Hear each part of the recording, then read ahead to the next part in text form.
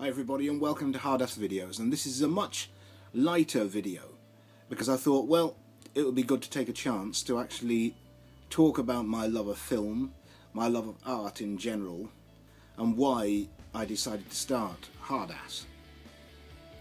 Now I'm totally blind, as I've mentioned before on previous videos. And I lost my eyesight at the age of 15 years old after having glaucoma. I developed glaucoma. I mean, I was originally born totally blind. I had congenital cataracts. But after several operations, I regained sight in one eye. Quite good sight. I used to play football and I was an average, believe me, I was an average sportsman. I wasn't that great.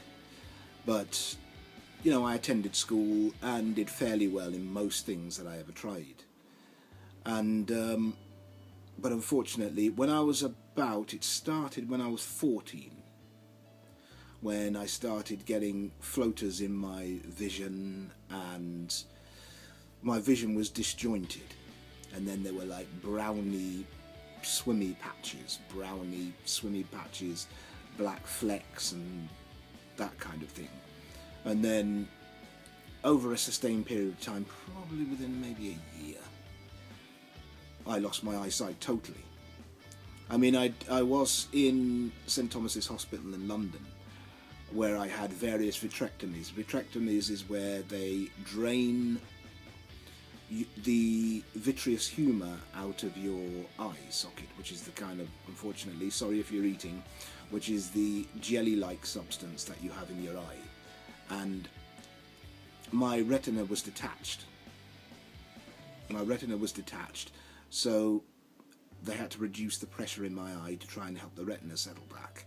So I had various vitrectomies in 1981. But after the operations, I was never really any better than I was before the operation. You know, and I developed, I had a bit of photophobia, because obviously with the fact that I was having so much work done on my eyes, very little light went into the eye. Therefore, I remember when I was discharged from hospital, I remember saying to a family member, "Oh, it's snowing." As soon as I walked out of the hospital main doors outside, I said, "Oh, it's snowing." And they said it wasn't, and they said, "Oh, it's not that bad." And I thought, "You fucking idiot, shut up. You know, I'm telling you what I can see, therefore it's not up to you to tell me what I can fucking see." And it's because everything was bright white. The ground, the pavement, everything was white. And I honestly thought that it was snowing, but it wasn't. Eventually my eyesight got worse and the patches got wider, and to give you an idea of what I see at the moment, imagine an extremely, extremely dirty window with brown, grey, black, like swirls. So sometimes it's different. So, you know, what's in front of my vision is different. I have, a meager percentage, if any. Sometimes I feel as if I've got natural light perception. You know, I feel as if I've got that, but I'm not really sure that I have really. But sometimes I feel as if I've got natural light perception because what's swimming in front of my eyes is light coloured. When I dream sighted. I always dream sighted. So it's that strange thing. So I don't know whether it's just a residue of what I originally, you know, my original brain function of having sight. My love of film was fueled when I could see, and I went to see in 1978. It wasn't 77, it would have been 1978. In around February 1978, I went to see Star Wars, A New Hope. It was just called Star Wars then.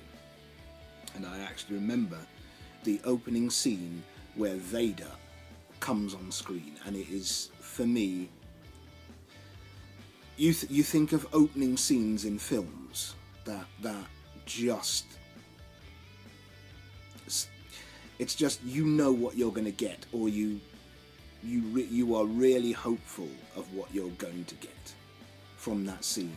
And scene where the Rebel Alliance and all the stormtroopers are shooting it out in the corridor, and then there's that explosion in the corridor, and and then out of the smoke, strolls Vader, and I'd never seen anything like that before.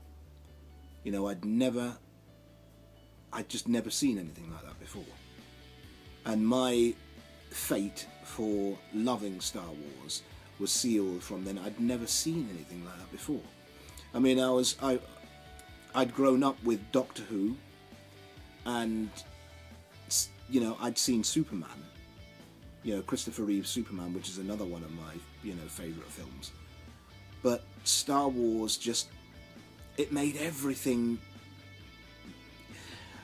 I remember listening. I think I was listening to an interview with George Lucas once, and he talked about his concept of Star Wars, and he talked about how he wanted to make it real. So you would see ships that were dirty.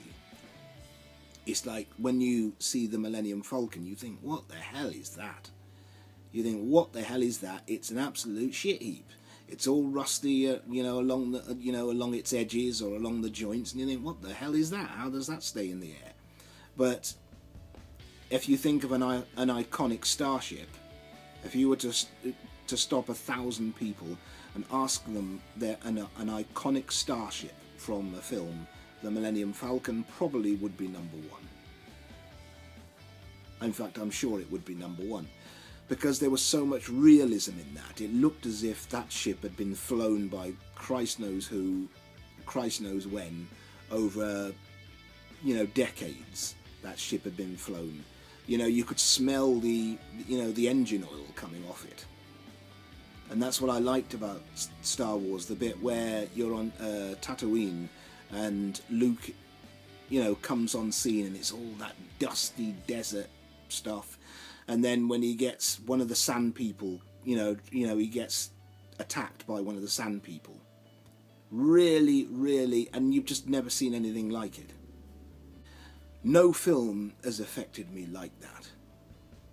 I mean, there are many, many films that I really enjoy. To a certain extent, the Lord of the Rings, the Fellowship of the Ring, had a certain impression on me when, I went to see that. But Star Wars was the thing. The scene with Vader. I mean, when you think of the ultimate evil character, who do you think of? A lot of the time you will think of Darth Vader, you won't think of anybody else. It's a strange thing. When I saw the film, you usually fall on either side. You either fall on the side of the Rebel Alliance, or you fall on the side of the Imperial Stormtroopers, on the side of the Sith. And there was always something about Vader that said more to me as a kid than Luke said to me as a kid. I mean, obviously Luke is good, and the Rebel Alliance are, good, triumphing over evil. And Princess Leia, all those characters, great characters. Carrie Fisher, brilliant. But there was always something about Vader, the power of Vader.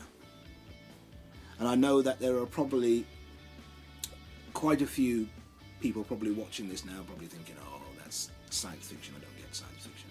And I was speaking to a friend earlier on today, and she said exactly the same thing about her partner, that he just doesn't get anything like that, science fiction. But Darth Vader still, I mean, you take the new Star Wars, The Force Awakens, even in that there are references to Vader, because Vader you have to have references to Vader. You have to. So when you see Kylo Ren in The Force Awakens, he is Vader, really. He is the new Vader. Or he is aspiring to be Vader.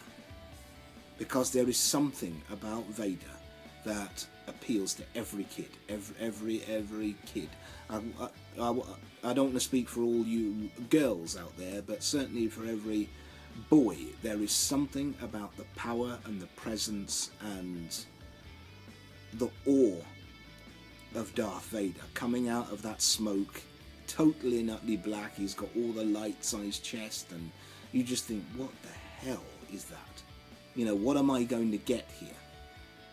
And it's like when people always say, children like to be frightened, and I think children are getting less frightened these days than they used to be in films. And maybe that's not such a good thing, because I think you can learn quite a bit from characters like Vader. You can learn quite a bit from being frightened, being scared, experiencing risk. Whether it's risk in watching a film, risk in reading a difficult story.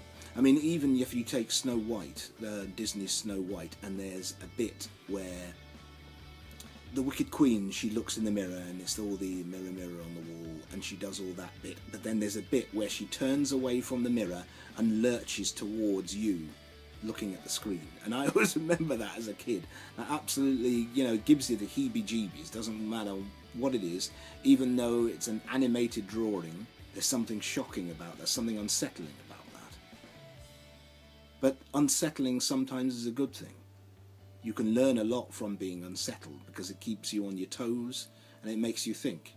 There's a lot to be learned from a character like Vader. You know, and for me, he is still the undisputed king of science fiction baddies. There's full stop. I mean, obviously you have the Daleks in Doctor Who, which they are pretty formidable also if you're into Doctor Who and you've seen that. But Darth Vader, there is something about him. There is something about holding a lightsaber. I've got several lightsabers, obviously not real ones, unfortunately, downstairs. But there's something to be said about holding and wielding a lightsaber. I should have brought one up with me so you could see one. So, but in fact, I'm going to pause and I'm going to go and get one. And here I am again, and as I just mentioned that I was going to get a couple of my lightsabers. Now the first one is a retractable one now, which is one of my favourites. Here we go. Which is absolutely brilliant. You see, just doing that, see, I'm going to have to do it again. Right, I'll stand here. There you go, fantastic. It's, you know, well, you can't really say which one is your favourite, but this is fantastic. And even just extending it like that, brilliant. I mean, the only thing it lacks is there's not a light in it. But if I turn to the Premier lightsaber here, put that one down. Here we go. Now, make sure I press the right button.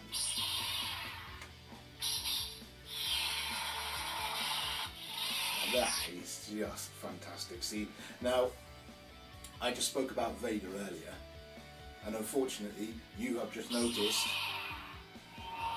that this is a blue lightsaber, so I'm actually holding Obi-Wan's lightsaber and I'm not holding Vader's lightsaber. But anyway, you get the point. But Star Wars was the start of my love of film, and ever since then, I've always had well, it's not just science fiction films. As my previous reviews, hard-ass reviews, I cover all kinds of film. But my love of film started, it never really ended, even though I lost my eyesight, and I still enjoy film. Most films I go to see now, I have audio described. So for The Force Awakens, for Terminator Genesis, for San Andreas, most films I've seen in the recent years, I go for audio described because it gives you the minutiae and the little intimate details that you would miss, obviously, that you get if you can actually see the film on screen. So, for anybody wondering, why does a blind man do cinema reviews? That is exactly why. And it's just absolutely fantastic. So I just thought I'd give you all a little touch of the birth of hard-ass reviews.